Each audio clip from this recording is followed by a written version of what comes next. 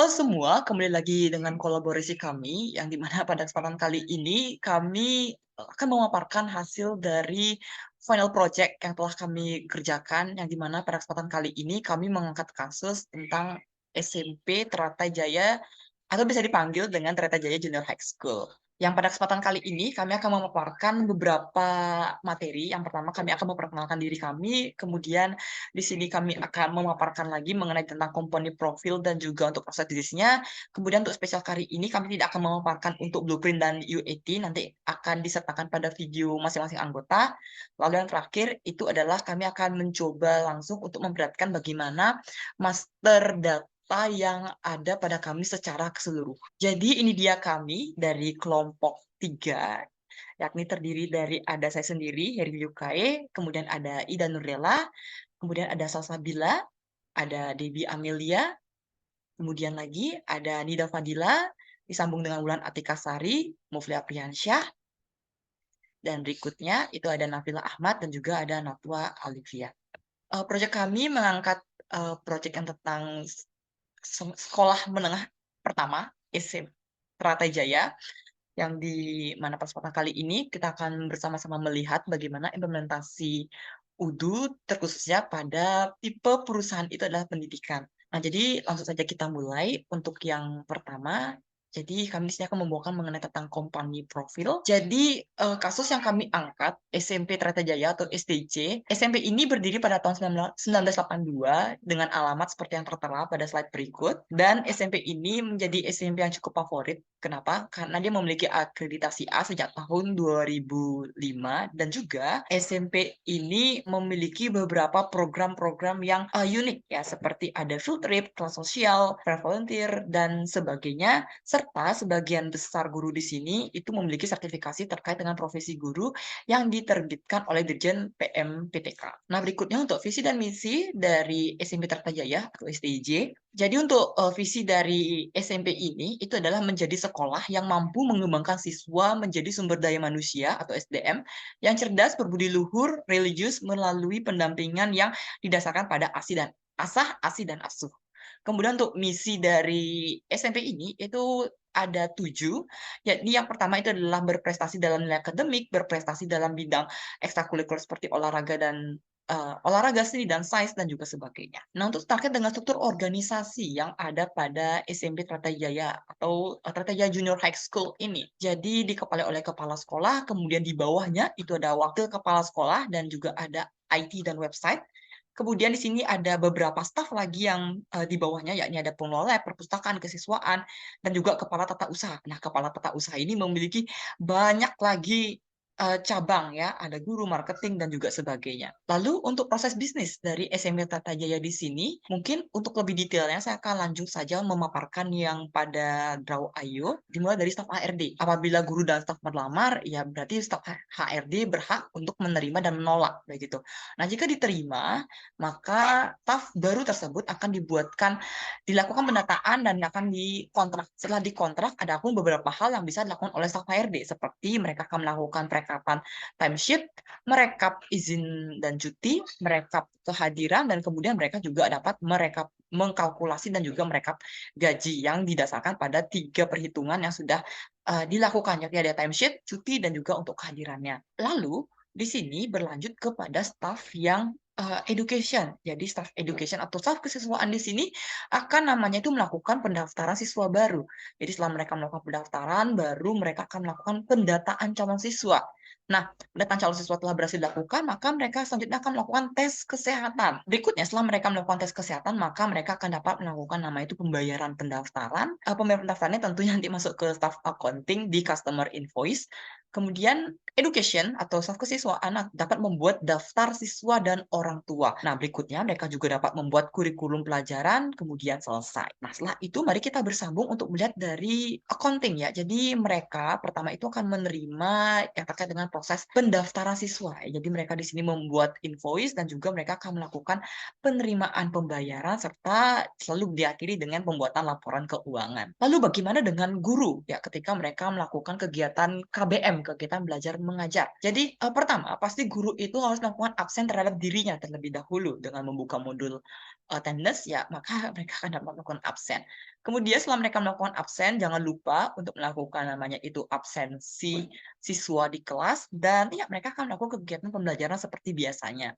Nah, rekapan, absensi ini akan direkap oleh HRD dan juga apabila guru ingin juga mengajukan cuti dan izin, mereka juga dapat melakukannya. Nanti ini akan juga lagi direkap oleh HR. Mari kita berlanjut ke siswa ya. Jadi, di sini, siswa di sini dapat, membeli keperluan sekolah dan juga membayar SPP.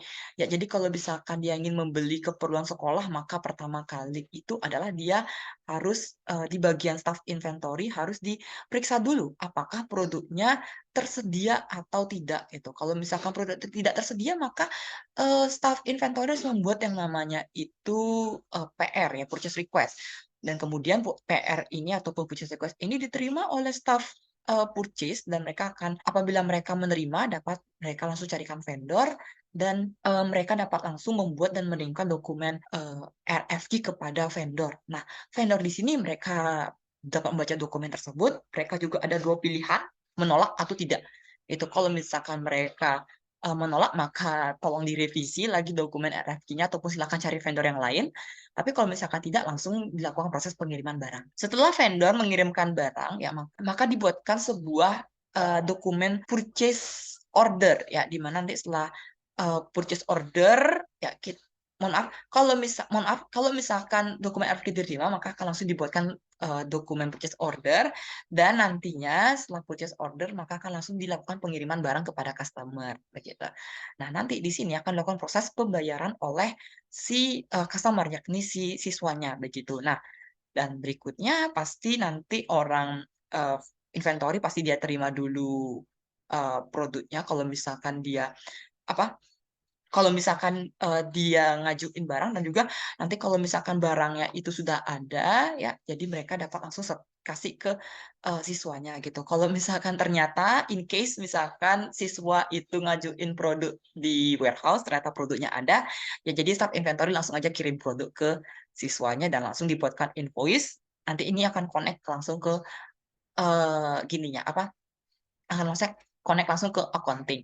Nah, berikutnya lagi kalau misalkan ternyata in case nih orang, kita membeli barang di vendor ya, maka nanti orang inventory harus dibuatkan juga vendor bill-nya apabila ya barangnya itu sudah diterima oleh pihak inventory. Setelah staff accounting membuat vendor bill, jangan lupa untuk melakukan pembayaran dan juga untuk membuat laporan keuangan. Kemudian selesai. Setelah kita membahas mengenai bagaimana proses bisnis yang ada pada SMP Kertajaya, berikutnya di sini sebelum kita masuk kepada UDU, saya akan menjelaskan bagaimana proses ataupun tahapan awal ketika kita ingin melakukan instalasi pada UDU terkhususnya menggunakan VPS dan juga bagaimana untuk kita mengaksesnya itu dengan cara kita menggunakan domain. Nah, untuk VPS mungkin saya tidak akan panjang lebar lagi menjelaskan. Saya hanya jelaskan intinya saja karena VPS itu sudah ada praktiknya langsung di video saya yang sebelumnya nanti untuk link saya sertakan di description. Tapi yang jelas untuk membuat VPS yang pertama kali harus teman-teman ada itu adalah DigitalOcean. Ya, jadi untuk pertama kali nanti silakan teman-teman buat akun DigitalOcean, jangan lupa untuk memasukkan credit card ya dan kemudian nanti membuat project baru, kemudian nanti kita teman-teman bisa langsung memilih yang droplets dan nanti lengkapilah data yang diperlukan di dalamnya begitu. Nah, berikutnya setelah, melakukan pembuatan droplet ya, jadi teman-teman bisa langsung masukkan kode yang diperlukan untuk instalasi UDU, kode selengkapnya itu ada di web situs resminya UDU, dan, selanjutnya yang paling saya penting bahas di sini adalah terkait dengan domain, ya. Jadi untuk domain, nanti teman-teman bisa pergi ke bagian manage, kemudian cari untuk yang, networking. Nah, pastikan juga ya untuk di domains, itu nanti teman-teman memasukkan nama domainnya, kayak gitu. Nah, dapatnya dari mana? Teman-teman bisa beli domain di client zone rumah web. Jadi teman-teman beli domain segala macam, cari domain ya, cari domain misalkan saya stj, strip.erp.my.id, kemudian nanti akan muncul kalau tidak salah harganya itu 12.000 untuk 1 tahun, dan setelah rekan-rekan melakukan pembayaran, jangan lupa untuk pertama kali itu adalah untuk mengaktifkan yang domainnya.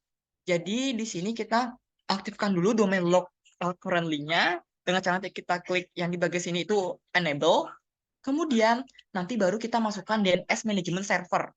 Nah, DNS management server ini ada dua yang harus wajib dimasukkan, yakni yang pertama itu dengan type-nya A dan juga type-nya itu synim begitu. Kalau misalkan type name-nya itu A, nanti teman-teman kosongkan dia domainnya, isi TTL-nya 3600, tipenya A, dan masukkan IP address yang ada di droplet teman-teman. Nah, tapi kalau misalkan DigitalOcean, misalkan ini yang punya saya, maaf, punya kelompok kami, jadi yang pertama kali kita masukkan itu adalah yang tipenya itu A. Kemudian untuk hostingnya kita cukup kasih dia add saja. Terus will direct, nanti kita akan pilih project. Nah, pilih droplet, maaf. Pilih droplet ya, ini yang sesuai dengan di kita. Jadi kalau misalkan saya itu adalah yang di kelompok 3 gitu. Jadi silahkan nanti pilih yang IP address yang untuk kelompok 3 begitu. Nanti ini otomatis TTL 3600, nanti teman-teman bisa klik create record dan kemudian nanti akan muncul seperti ini. Nah, lalu yang kedua setelah kita mengatur yang pertama itu tipenya A, nah, yang perlu kita atur itu adalah yang sinimnya. Nah, jadi untuk sinim itu nanti teman-teman bisa masukkan yang pertama, sebentar. Yang pertama itu domainnya adalah www. Kemudian tipe TTL itu adalah 43.200. Record type-nya itu synim dan hostingnya itu adalah pakai dia yang nama IP gininya, yang nama domainnya begitu. Nah, jika sudah, ini juga tolong disesuaikan lagi dengan yang DigitalOcean. DigitalOcean berarti teman-teman pergi ke synim, kemudian masukkan hostingnya apa, berarti kalau di kami berarti www, kemudian aliasnya berarti nama gini ya, nama untuk domainnya, kemudian total 43.200 ini biarkan, kemudian klik create record gitu. Nah, kalau misalkan teman-teman mau akses, nanti mudah saja. Teman-teman itu bisa ketik, misalkan kalau di kelompok kami, itu adalah stj strip arp strip.my.id, tapi nanti teman-teman tambahkan dia 8069 seperti yang di sini. Gitu. Cuma karena kami itu, karena kami sudah berhasil untuk melakukan instalasi terhadap Nix, jadi kami tidak perlu lagi memasukkan 8069, dan nanti dia akan langsung dapat membuka uydunya. Nah, terkait dengan SSL itu adalah gunanya untuk keamanan, gitu ya. Untuk keamanan webnya, jadi kalau misalkan teman-teman mau install SSL, itu lumayan lagi prosesnya. Cuma kalau misalkan sejauh ini harusnya sudah cukup aman. Jadi kalau misalkan kita sudah berhasil memasukkan untuk yang menyesuaikan lah yang ada di rumah, domain yang ada di rumah web dan juga yang DigitalOcean, maka nanti teman-teman bisa memasukkan yang namanya itu nama domain, kemudian diikuti dengan 8069 bagi teman-teman yang belum melakukan instalasi terhadap Nix dan juga konfigurasi SSL. Nah, ini bisa. Cuma kalau di kelompok kami, itu kami tidak perlu lagi memasukkan 8009. Kenapa? Karena seperti yang saya bilang sebelumnya, bahwa untuk Nix dan SSL sudah berhasil kami install. Gitu. Jadi nanti saya cukup masukkan nama domainnya saja dan enter.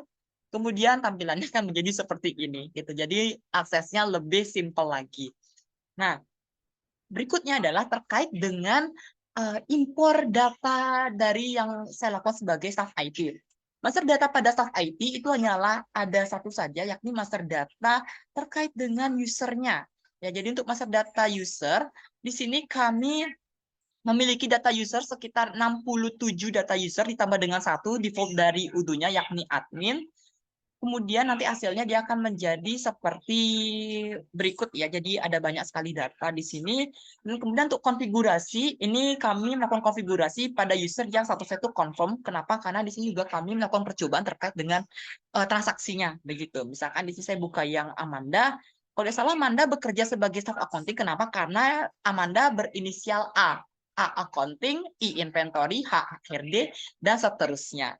Gitu. Misalkan E education gitu. Itu artinya seperti itu kalau di kelompok kami. Nah, jadi untuk Amanda diperlukan sebagai akuntan, jadi saya cukup isi yang akuntan dan saya kosongkan. Kalau misalkan dia perlu akses ke purchase, maka saya juga kasih akses ke purchase. Kalau itu memang benar-benar diperlukan. Begitu.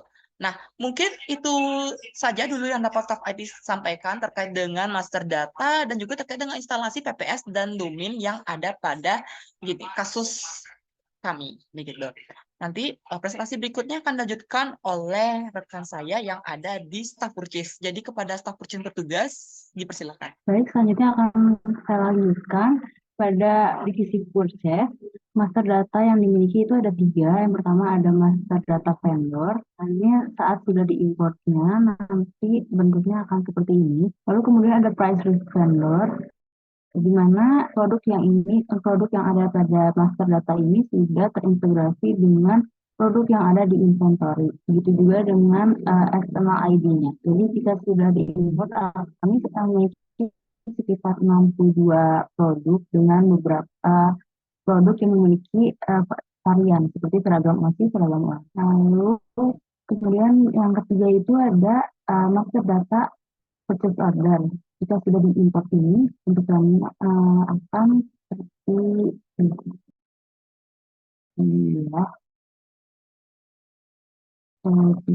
untuk master data yang sudah diimport. Kira-kira itu master data yang ada di purchase. Oke, itu dia tadi pemaparan yang sudah disampaikan oleh divisi purchase. Yakni mereka sudah memaparkan terkait dengan vendor, price list, dan juga purchase order. Staf berikutnya yang akan memaparkan terkait dengan master data yang sudah mereka rancang dari kami, itu lanjut saja kita panggilkan ke staf HR. Ya, jadi kepada yang bertugas, kami persilakan. Ya, ini mungkin kita akan menunjukkan beberapa master data yang sudah berhasil diimport, terutama di bagian rekrutmen. Di sini ada job position, di mana job position ini terdiri dari 38 master data yang sudah berhasil diimport. Mungkin bisa ditampilkan melalui view list ya. Ya, ini merupakan job position, ada terdapat accountants hingga kepala sekolah dan lain-lain. Lalu di sini ada departemen yang emang masuk pada bagian job position. Juga di sini application atau kita buka untuk rekrutmen gitu, perekrutan yang akan dilakukan oleh calon pelamar. Bisa dibilang buka job posisi gitu. Lalu kemudian ada target. Target ini kurang lebih sama seperti application. Lalu di sini keterangannya dipublish atau tidak. Jadi misalkan kita ingin membuka lowongan pekerjaan untuk guru tetap IPA kelas 9A. Nah, nanti kita bisa publish di sebelah target ini, kolom target. Ya, oke, mungkin di bagian applicant bisa dilihat. Nah, all applicant. Nah, diubah ke Kanban view. Nah, ini merupakan beberapa master data yang udah berhasil diimport dan dalam tahap proses juga. Kurang lebih ada 15 master data calon pelamar di sini yang sudah melakukan beberapa tahap untuk menjadi seorang karyawan di perusahaan kami. Di mana di sini ada tahapan initial qualification alias kualifikasi dalam tahap mungkin berkas atau dan lain sebagainya. Lalu di sini kedua ada first interview, lalu ada second interview, lalu di sini ada kontrak proposal dan juga kontrak sign, di mana nanti kontrak sign ini merupakan tahap akhir untuk melakukan perubahan dari calon pegawai menjadi pegawai yang memang asli pegawai gitu. Lalu di sini ceritanya kita ada beberapa karyawan yang ditolak di bagian reviews. Mungkin bisa ditunjukkan di bagian filter. Ya, ini merupakan contoh dari calon pelamar yang kita tolak. Oke, mungkin kita beralih ke modul selanjutnya, ke modul human resource. Ya, ini merupakan data-data karyawan yang emang sudah diimport sebelumnya, data karyawan tetap maupun karyawan yang sudah yang baru direkrut gitu. Lalu di bagian departemen kita terdapat membuat beberapa departemen, kurang lebih ada 19, ada manajernya juga. Lalu di sini ada jumlah pegawainya dan juga parent departemennya. Oke, mungkin ke menu orientation. Nah, ini merupakan salah satu contoh menu orientation yang dilakukan oleh pegawai baru yang baru direct. Di sini tertera Ariana. Coba buka Ariana dengan orientation checklist-nya kloter 1, di mana kloter 1 ini terdapat orientation checklist line atau kegiatan yang memang ada pada orientasi. Di sini ada tur sekolah, pengenalan struktur organisasi, pengenalan manajemen, dan juga pengenalan penjelasan fasilitas yang disediakan oleh sekolah. Oke, mungkin itu di bagian menu orientation. Kita beralih ke menu training program. Ya, ini merupakan beberapa data yang sudah kami masukkan pada training program untuk semua karyawan yang ada di perusahaan kita. Kurang lebih ada 15 master data yang sudah diimport ya teman-teman. Di sini juga telah mencoba transaksi yang pelatihan kepemimpinan itu dengan status berhasil, dan mungkin bisa dilanjutkan ke yang modul selanjutnya, attendance mungkin. Ya, di bagian attendance, menu attendance. Ini merupakan kita bisa melakukan check-in, check-out untuk para pegawai ya teman-teman. Nah, ini bisa dalam kiosk mode. Lalu juga di menu attendance-nya kita sudah mengimport kurang lebih ada 1.144 data. Itu kami ibaratkan dalam 1 bulan ada 68 karyawan yang melakukan attendance selama 1 bulan, yaitu bulan Mei. Kurang lebih seperti itu. Lalu kita beralih ke modul selanjutnya. Ada timesheet mungkin. Nah ya, di all timesheet. Ini merupakan timesheet yang sudah dibuat oleh bagian HR.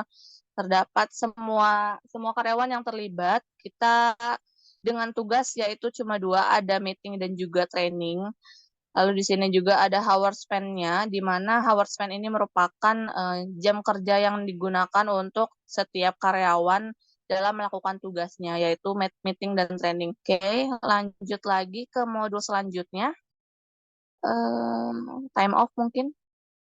Mungkin time off akan dilanjutkan oleh Salsabila. Selanjutnya di modul time off ini kita telah membuat 3 buah master data. Yang pertama kita membuat lebih dahulu time off type-nya. Di sini ada 4 cuti, yaitu cuti tahunan, cuti besar, cuti sakit, dan cuti bersalin. Kemudian kita membuat allocation di sini. Cuti tahunan kita beri 12 hari, kemudian untuk cuti besar kita beri 60 hari, kemudian cuti sakit itu 10 hari, dan yang terakhir ada cuti bersalin sebanyak 90 hari. Oke, selanjutnya di sini ada all time off, di mana pegawai-pegawai yang sudah mengajukan cuti dan sudah akan dilakukan persetujuan dari manajer terdata di sini dari Amanda sampai dengan yang terakhir ada Amelia, beserta juga dengan tanggal-tanggal mereka cuti. Selanjutnya kita masuk ke modul payroll. Di sini telah mendata cuti pegawai dan sebagainya. Di sini untuk membuat payroll kita membutuhkan 4 buah master data, yaitu yang pertama terlebih dahulu kita harus membuat master data kontrak, kemudian kita membuat salary rules kategori. Di sini ada basic salary, allowance, gross deduction, net, dan sebagainya di sini. Kemudian kita membuat salary rules, ada gaji, tunjangan-tunjangan, uang lembur, ada juga premi BPJS yang dibayarkan oleh perusahaan, ada iuran BPJS yang dibayarkan oleh pekerja, kemudian ada PPh 21 juga. Di sini untuk sekolah kita menggunakan PPh 21 5% karena untuk gajinya sendiri golongan ketiga dan 4 itu 5 juta, yang mana kalau dikalikan 12 bulan sudah mencapai lebih dari 50 juta, jadi kita kenakan pajak PPh di sini. Oke, selanjutnya setelah membuat 3 buah master data ini, kami membuat master data employee pay slips di sini. Kita langsung saja coba untuk nama Harry. Nah, di sini kita bisa menginput hari kerja Harry. Misalnya setelah dilihat dari attendance atau kehadiran, Harry masuk terus selama 1 bulan tanpa ada potongan. Jadi kita tulis di sini 20 hari. Kemudian ada uang lembur. Jika Harry melakukan lembur selama 2 jam pada hari weekdays, kita masukkan 1 jam di weekdays jam ke-1, kemudian 1 jam di jam ke-2 sampai jam ke-7. Kemudian jika Harry juga melakukan lembur di hari weekend selama 2 jam misalnya, kita akan masukkan 1 jam di weekend jam ke-1 sampai jam 7 dan 1 jam di weekend jam ke-8. Oke, setelah itu kemudian Jika sudah sesuai, kita compute, maka di sini akan muncul total dan detail gaji yang didapatkan oleh Heri. Ini ada basic salary, ada tunjangan, ada uang lembur, ada premi BPJS, dan sebagainya yang tadi. Kemudian didapatkanlah ternyata gajinya adalah 4 juta dengan semua potongan yang ada. Oke, jika sudah sesuai semua, maka kita bisa melakukan confirm dan akan masuk ke dalam jurnal salaries bagian accounting. Oke, di sini kita bisa melihat ada kontrak yang sudah dibuat oleh pegawai. Di sini sudah running atau statusnya sudah berjalan untuk pegawai-pegawai yang sebelumnya sudah ditambahkan. Kemudian ada new kontrak, yaitu pegawai baru yang baru saja dilakukan perekrutan. Nah, kontrak di sini kita langsung memasukkan basic salary atau gaji pokok. Misalnya untuk pegawai tetap ada 2 golongan, yaitu golongan 3 dan 4 mendapatkan 5 juta rupiah. Kemudian ada golongan kedua mendapatkan gaji 2.500.000 dan golongan 1 yaitu pegawai magang mendapatkan gaji 1.500.000. Di sini gaji pegawai magang 1.500.000. Kemudian gaji pegawai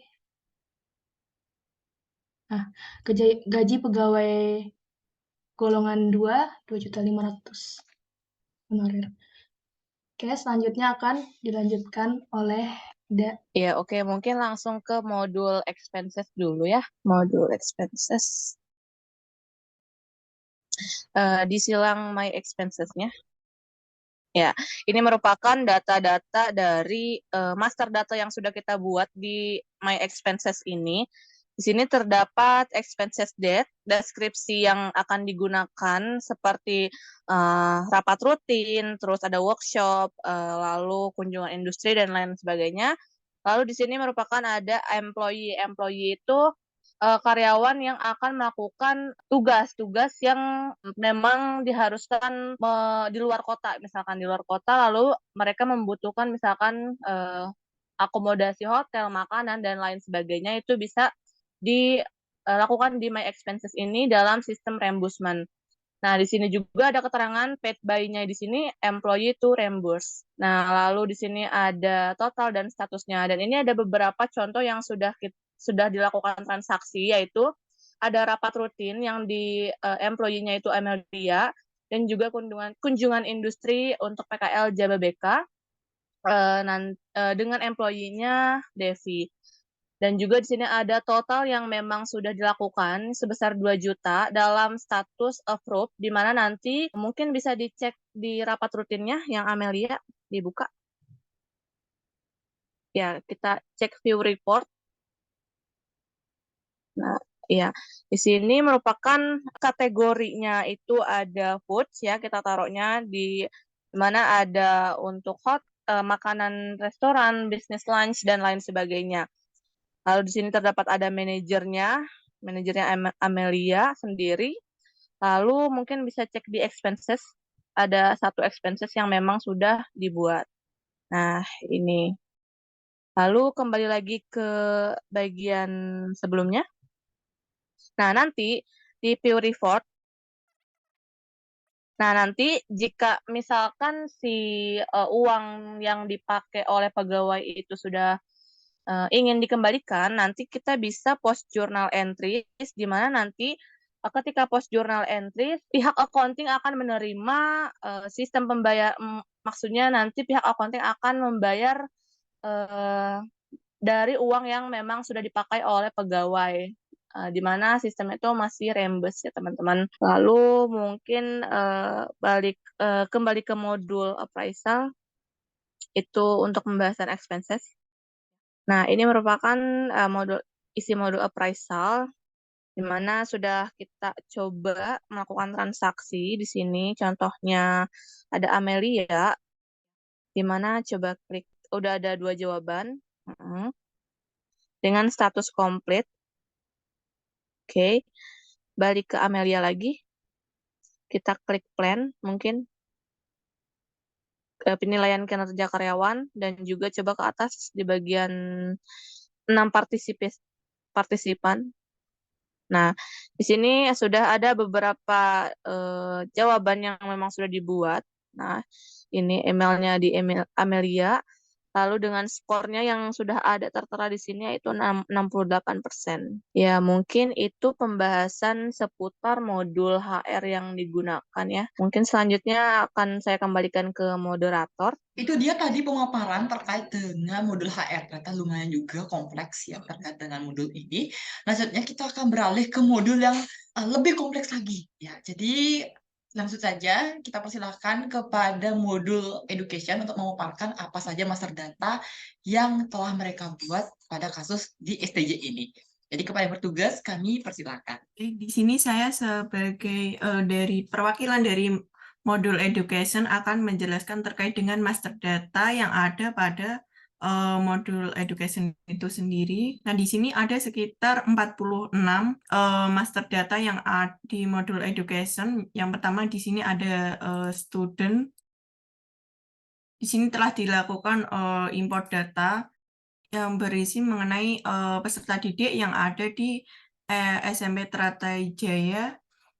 Nah, kemudian setelah itu ada terkait dengan fakulti atau guru. Di sini juga sudah dilakukan import data. Setidaknya ada 10 guru pada sekolahan ini. Kemudian ada terkait dengan modul parent. Nah, di sini sebelum membuat data parent, di sini harus membuat data relationship terlebih dahulu, baru membuat data parent. Nah, di sini juga sudah dilakukan import data terkait dengan data orang tua peserta didik yang bersekolah di SMP Teratai Jaya. Kemudian selanjutnya master data terkait dengan course atau kelas yang ada di SMP Teratai Jaya. Di sini ada di modul Open Educate. Terus di sini ada 11 kelas. Kemudian ada master data terkait dengan batch. Di sini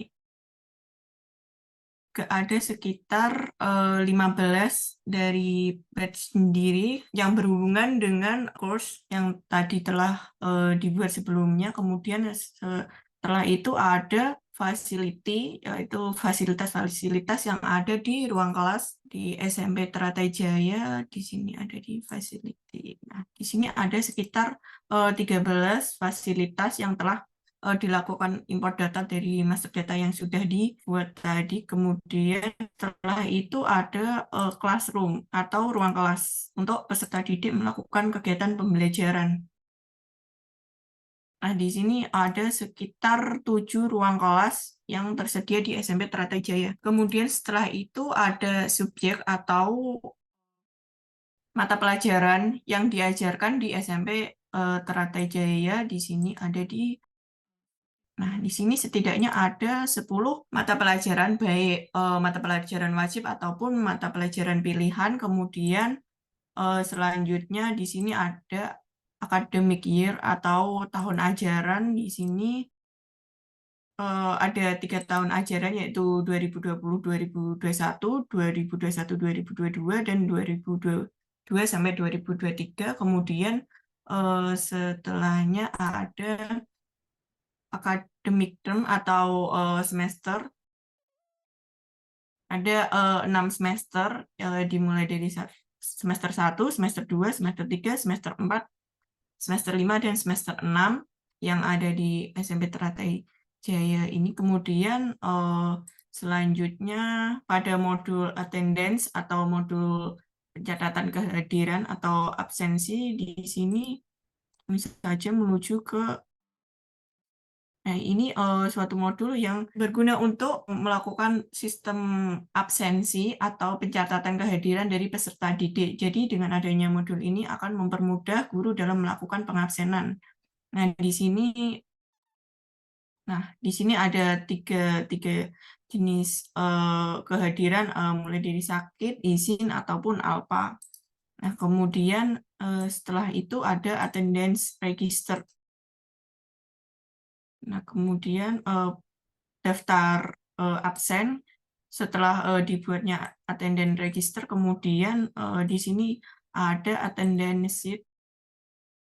Nah, di sini contoh dari pengabsenan yang telah dilakukan dan yang telah dilakukan guru kepada peserta didiknya. Di sini ada siswa yang hadir telat maupun tidak hadir dalam kegiatan belajar mengajar. Kemudian selanjutnya di sini juga ada attendance lain. Di sini berisi terkait dengan laporan absen dari peserta didik yang telah mengikuti pembelajaran. Nah, di sini semua telah terekap laporannya, baik peserta didik itu masuk ataupun tidak. Jadi bisa dibuat laporan guru. Kemudian setelah itu ada modul assignment atau penugasan. Di sini dimulai dari Nah, di sini ada jenis-jenis penugasan, misalnya ada penugasan harian, kehadiran, proyek, kuis, tugas akhir, dan juga presentasi. Di sini setidaknya ada 6 tipe penugasan. Nah, kemudian selanjutnya ada assignment. Nah, di sini ada 4 jenis penugasan. Di sini bisa untuk menginformasikan kepada peserta didik terkait dengan adanya penugasan oleh guru, misalnya menginformasikan kepada peserta didik. Kemudian apabila selanjutnya itu ada assignment submission di sini untuk pengumpulan tugasnya itu sendiri. Di sini misalnya siswa yang Ahmad Fauzan Naufal ingin melakukan pengumpulan tugas. Nah, di sini metode untuk pengumpulan tugasnya siswa mengerjakan melalui Giveform, kemudian oleh gurunya direkap, kemudian dilakukan import data ke sistem Odoo sehingga akan terkoneksi di sistem, dan di sini guru bisa memberikan nilai sesuai dengan hasil pengerjaan tugas tersebut. Nah, kemudian apabila sudah mengumpulkan peserta didiknya sudah mengumpulkan tugas di assignment submission, kemudian bisa dilihat laporannya di submission. Nah, di sini akan muncul secara otomatis apabila siswa tersebut telah mengumpulkan tugasnya. Kemudian selanjutnya ke modul exam atau modul untuk ujian.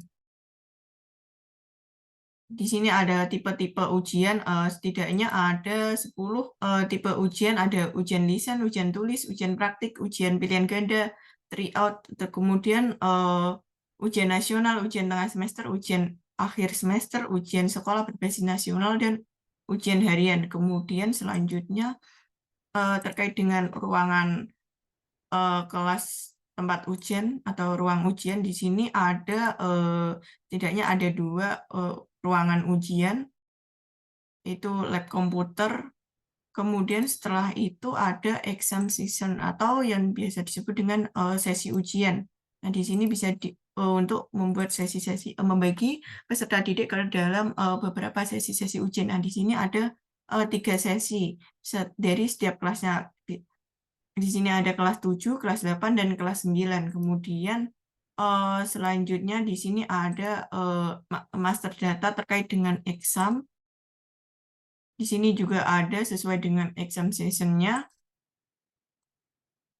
Nah, di sini bisa menambahkan peserta ujiannya atau peserta ujiannya yang dari peserta didiknya yang melakukan ujian. Kemudian ada exam attendance. Nah, di sini berisi mengenai peserta didik yang melakukan ujian. Nah, di sini bisa dilihat nama peserta didiknya, kemudian mengikuti ujian apa, dan statusnya apa, dan di sini juga akan muncul terkait dengan penilaian dari hasil ujian, kemudian ada ruang-ruang kelas, kemudian di sini ada catatannya. Misalnya di sini Maulana Alif Anugrah, dia melakukan absen dengan catatan izin. Kemudian selanjutnya ada research template. Di sini ada research template terkait dengan ujian yang telah dilaksanakan. Kemudian ada season, di sini Nah, season di sini ada pada modul timetables atau jadwal mata pelajaran. Di sini ada setidaknya 10 season sesuai dengan guru yang ada di sana. Jadi di sini ada 10 season dan guru yang mengajar mata pelajaran yang berbeda-beda dan waktu yang berbeda juga. Kemudian selanjutnya ada activity kegiatan-kegiatan yang dilakukan peserta didik selama pembelajaran. Nah, di sini setidaknya ada 10 tipe atau tipe aktivitas selama di sekolah. Misalnya ada presentasi dan lain sebagainya. Kemudian ada lagi terkait dengan admission register. Ini terkait dengan pendaftaran penerimaan peserta didik baru. Kemudian kita langsung saja menuju ke modul admission. Sini ada admission register. Admission register ini biasa disebut dengan gelombang penerimaan peserta didik baru. Nah, di sini sekolah SMP Teratai Jaya membuka 3 gelombang untuk penerimaan peserta didik baru. Kemudian ada admission peserta didik yang telah melakukan pendaftaran SMP Teratai Jaya, dan di sini ada statusnya sudah diterima, ada yang masih draft dan lain sebagainya karena masih mengikuti proses seleksi penerimaan peserta didik baru. Kemudian selanjutnya ada student course detail.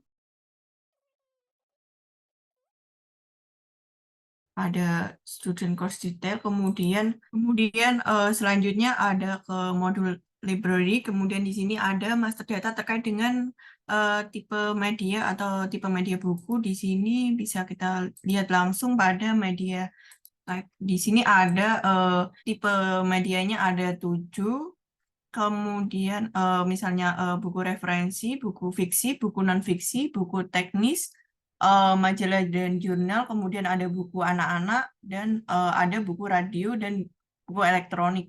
Nah, kemudian selanjutnya di sini ada library card tipe type. Kemudian di sini bisa kita lihat di bagian sini. Nah, di sini ada setidaknya ada 4, mulai dari siswa, karyawan, guru, dan juga alumni. Kemudian selanjutnya library card atau kartu perpustakaan di sini bisa kita lihat di ini. Nah, di sini ada sekitar 21 kartu perpustakaan, ada number library card-nya dan juga sesuai dengan nama peserta didiknya. Dan di sini ada keterangan, misalnya Ahmad Fauzan Naufal, dia sebagai siswa. Kemudian setelah itu ada media autor atau penulis. Di sini ada 16, misalnya di sini ada Mufli Apriliansa, dia telah menulis buku Akidah dan Akidah Akhlak. Kemudian selanjutnya ada publisher. Di sini ada setidaknya ada 16 juga sesuai dengan medianya atau bukunya yang ada di perpustakaan. Kemudian selanjutnya ada media detail. Nah, di sini setidaknya ada 18 media detail. Kemudian selanjutnya ada media unit.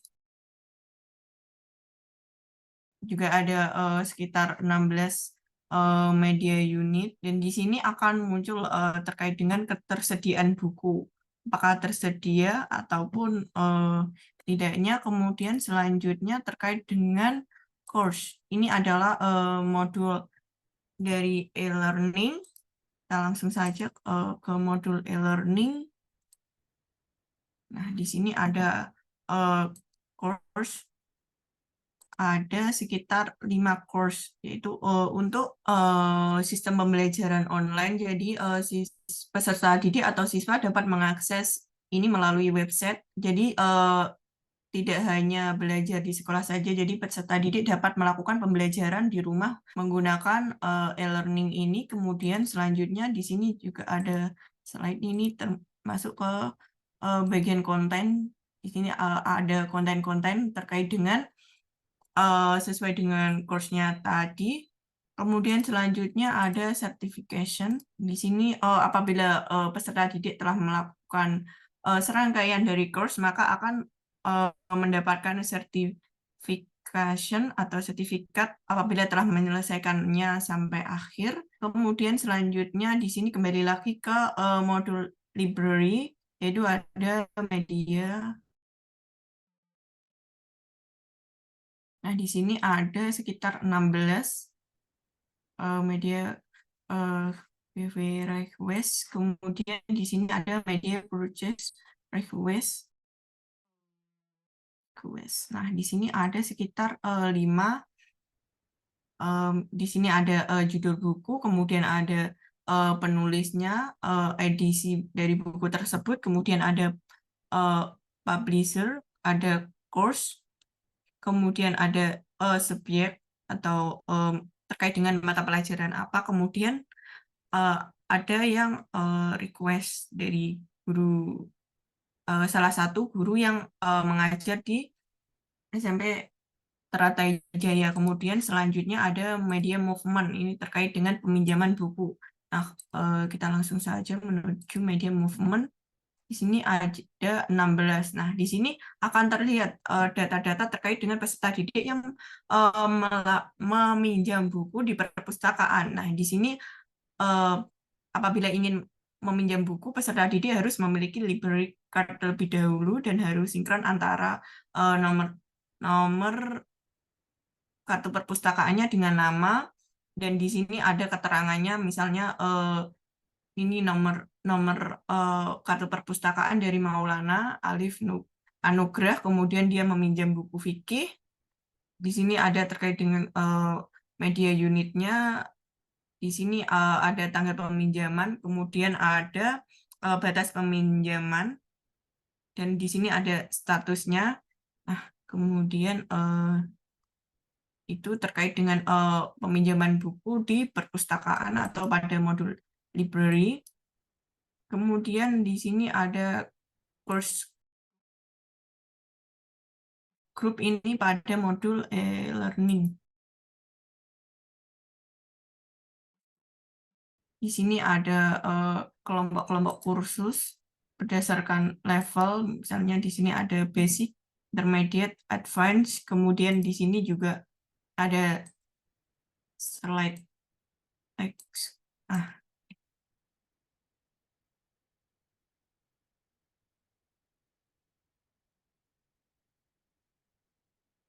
Ini terkait dengan konten teks.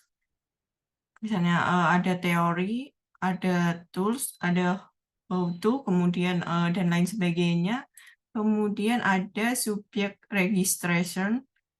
Subject registration ini ada pada modul subject registration, ada modul student, di sini ada sekitar 10. Nah, di sini berisi mengenai informasi terkait dengan peserta didik dan kelasnya. Kemudian di sini ada badge dan juga statusnya. Setelah itu ada student activity. Di sini misalnya ada aktivitas yang dilakukan dari peserta didik secara personal. Misalnya di sini ada Ahmad Fauzan Naufal, di sini ada wali kelasnya, misalnya dari Bapak Aiton, kemudian di sini Ahmad Fauzan Naufal, activity type-nya atau tipe aktivitas yang pernah dilakukan di SMP Teratai Jaya ada field trip. Nah, di sini akan ada laporannya, misalnya di sini tanggal 14 bulan 4 2023, di sini akan secara langsung tercatat pada sistem, jadi bisa dibuat laporan untuk penilaian maupun dilaporkan kepada orang tua siswa. Baik, sekian itu pemaparan master data dari modul education, kemudian akan dilanjutkan kepada modul berikutnya. Terima kasih. Baik, itu dia tadi adalah pemaparan master data yang telah dikerjakan dan telah rampung oleh staf education. Berikutnya, kita akan mendengarkan kembali master data yang ada pada modul pada SMP Tarita Jaya atau STJ ini, yakni pada modul inventory. Jadi kepada yang bertugas, kami persilakan untuk memaparkan master data-nya. Jadi di sini untuk bagian inventory, master datanya ada 8. Ada UOM, produk kategori, produk varian, produk serial number, location, reordering rule, dan inventory adjustment. Nah, yang pertama itu ada UOM. Nah, untuk import data UOM, karena kita menggunakan ODO 16, cara import data UOM itu masuk ke modul sales. Nah, karena di sini saya tidak punya akses ke modul sales, jadi nanti masuk ke modul sales dan masuk ke configuration, kemudian unit of measure. Nah, di situ sebelumnya kita harus mengaktifkan developer mode agar bisa membuka unit of measure. Nah, master data yang kedua itu ada produk kategori. Nah, produk kategori ini ada pada modul inventory, kemudian configuration, dan produk kategori. Nah, ini data-data yang sudah diimport, ada alat tulis, buku penunjang, KBM, peralatan lab, peralatan musik, peralatan UKS, dan sanitasi dan seragam sekolah. Nah, caranya untuk import itu klik favorite, kemudian import record. Nah, untuk master data yang ketiga itu ada produk. Nah, produk kita bisa akses di menu produk. Nah, ini data-data produk yang telah diimport. Untuk produknya itu berjumlah sekitar ada 62 data. Nah, untuk master data yang ketiga itu ada produk varian. Nah, untuk mengimport produk varian ini, kita masuk ke modul all import. Nah, caranya masuk ke modul all import, kemudian import produk varian. Nah, selanjutnya untuk master data lot serial number, kita masuk ke produk, kemudian lot serial number. Nah, ini ada lot serial number yang sudah diimport, ada sekitar 72 sesuai dengan datanya. Kemudian untuk location, kita masuk ke configuration, kemudian location. Nah, ini untuk data location yang berhasil diimport ada WH kelas, WH lab, WH musik, WH olahraga, WH perpustakaan, WH stok, dan WH UKS. Untuk master data selanjutnya, itu ada reordering rule. Nah, reordering rule ini kita buka di configuration, kemudian reordering rule. Nah, ini untuk data reordering rule yang telah dibuat atau diimport. Untuk data reordering rule ini berjumlah sekitar 74. Selanjutnya ada inventory adjustment. Nah, inventory adjustment ini ada pada menu operation, kemudian inventory adjustment. Nah, ini adalah inventory adjustment yang sudah diimport atau berhasil diimport. Jumlahnya sekitar 76 inventory adjustment. Nah, cara untuk import itu sama semuanya, masuk ke favorite, kemudian import record. Kecuali untuk bagian produk varian itu ada di all import. Nah, sekian dari penjelasan master data dari inventory, bisa dilanjutkan ke divisi lainnya. Itu dia tadi pemaparan master data yang telah dikerjakan oleh divisi inventory. Kita akan berlanjut ke master data terakhir, yakni master data terkait dengan modul accounting.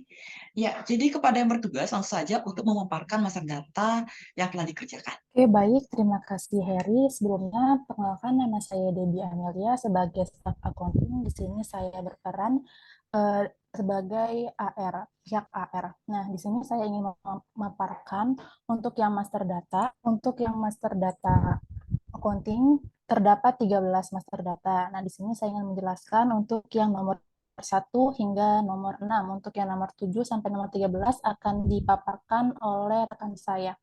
Jadi langsung saja kita masuk ke dalam sistem Odoo-nya. Nah, ini merupakan daftar master data dari chart of account, yaitu merupakan daftar akun yang digunakan oleh Trata Jaya Junior High School, di mana di sini terdapat cuannya ada 98 akun akun. Begitu juga dengan yang telah diimport dalam SOD-nya, yaitu terdapat